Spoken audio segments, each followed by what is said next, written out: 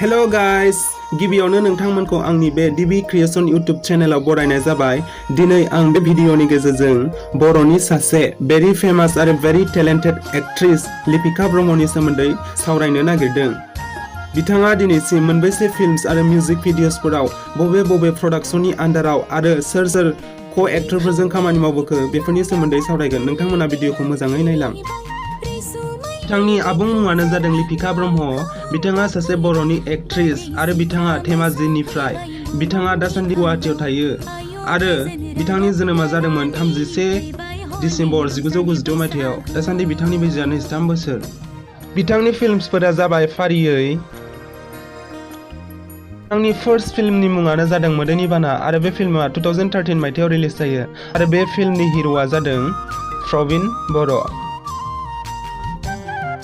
उनाव आदा खर' गिदिर बे फिल्मा 2015 मायथाइयाव रिलिज जायो प्रवीण गयारीनि दिथा होनायाव आरो बे फिल्मनि हिर'फोरा जादों प्रवीण आरो अलंबार।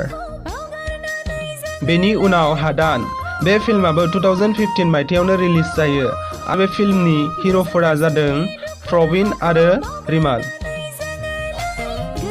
बेनि उनाव जाथाय फिल्माबो 2015 मायथाइयावनो रिलिज जायो आरो बेनि हिर'आ जादों पwrमाव बसुमतारी। बेनि उनाव हायनामुलि 6 बे फिल्मा 2016 मायथाइयाव रिलिज जायो आरो बे फिल्मनि हिर'फोरा जादों फैला आरो मेन्डेला। बेनि उनाव रेगा 1986 बे फिल्माबो 2016 मायथाइयावनो रिलिज जायो पंकज लाहारीनि दिथा होनायाव आरो बे फिल्मनि हिर'आ जादों लिंसार बसुमतारी। बेनि उनाव आं बर' बे फिल्मा 2017 मायथाइयाव रिलिज जायो सपन कुमार ब्रह्मनि दिथा होनायाव आरो बे फिल्मनि हिर'फोरा जादों सुखबीर आरो लिंसार। बेनि उनाव आई लाव इउ फिल्मा 2018 मायथाइयाव रिलिज जायो सपन कुमार ब्रह्मनि दिथा होनायाव आरो बे फिल्मनि हिर'फोरा जादों राजीव आरो नेरसोन। बेनि उनाव बिथोन फिल्माबो 2018 मायथाइयावनो रिलिज जायो आरो बे फिल्मनि हिर'आ जादों बिजु बसुमतारी। आरो बेनि उनाव हायनामुलि 7 फिल्मा 2019 मायथाइयाव रिलिज जायो आरो बे फिल्मनि हिर'फोरा जादों फैला आरो मेन्डेला। बेनि उनाव सिनायथि द आइडेन्टिटी बे फिल्मा 2019 मायथाइयाव रिलिज जायो नाथाय बे फिल्माव बिथाङा गुबै फावगिरि नङा। बे फिल्माव बिथाङा आइटेम डान्सार महरै बाहागो लादों। बिथांनि मिउजिक भिडिअसफोरा जादों फारियै बिथांनि गिबिसिन मिउजिक भिडिअआनो जादों नोंल' सासे। बे मिउजिक भिडिअआ 2016 मायथाइयाव रिलिज जायो आरो बे मिउजिक भिडिअनि हिर'आ जादों सान बसुमतारी। बेनि उनाव बैसागु अ बैसागु बे मिउजिक भिडिअआ 2018 मायथाइयाव रिलिज जायो। बे मिउजिक भिडिअआ बैसागु स्पेसियेल।